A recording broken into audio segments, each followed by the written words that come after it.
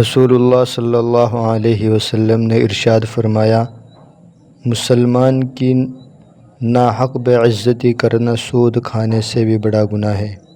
رسول صلی اللہ علیہ وسلم نے ارشاد فرمایا، ہر چیز کی شفا ہوتی ہے اور دلوں کی شفا اللہ کا ذکر ہے۔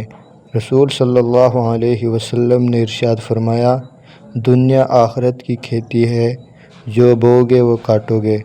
رسول صلی اللہ علیہ وسلم نے ارشاد فرمایا، قرآن پڑھا کرو، کیونکہ قیامت کے دن یہ اپنے پڑھنے والوں کے حق میں سفارش کرائے گا۔ رسول صلی اللہ علیہ وسلم نے ارشاد فرمایا، اللہ نے تم پر ماں کی نافرمانی حرام قرار دی ہے، اور والدین کے حقوق نہ دینا اور ناحق ان سے مطالبہ کرنا بھی حرام ہے۔ رسول صلی اللہ علیہ وسلم نے ارشاد فرمایا، نماز میں لمبا قیام کرنا موت کی تکالیف کو ہٹا دیتا ہے۔ رسول صلی اللہ علیہ وسلم نے ارشاد فرمایا، جو درجہ خاموشی کی وجہ سے انسان کو ملتا ہے وہ 60 برس کی نفل سے بہتر ہے۔